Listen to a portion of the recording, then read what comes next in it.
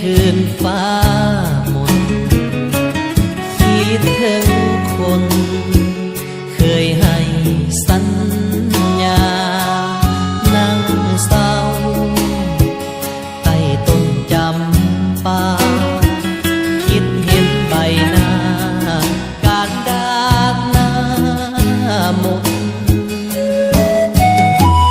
คิดเห็นภาพภาพครั้งเก่า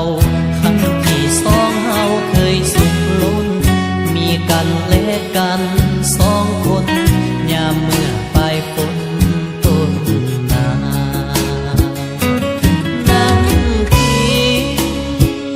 หลักน้ำตาลงเคยลงตนว่าทรนงคืนนี้บ่มีอานุ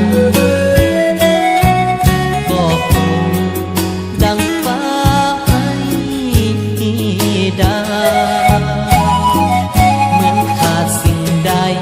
สิ่งหนึ่งคืนนี้หูซึ้งมันเหน็บหนาวคืนนี้บ่อาจขาดเจ้า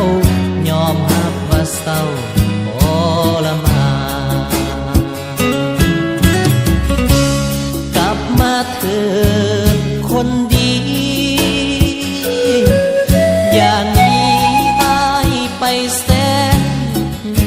ไกลก็หูอยู่แก่ใจว่าบ่มีภัยจะแท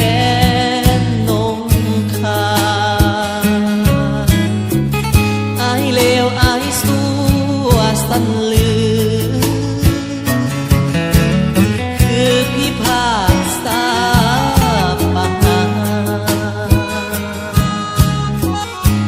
ใจอายเถิดเป็นทานอย่าทรมานผู้สายทางดีฝากลมในคืนฟ้ามนส่งถึงคนที่หาหมดใจเสียงครวญจากคนมองไม่สามใบอยู่สาย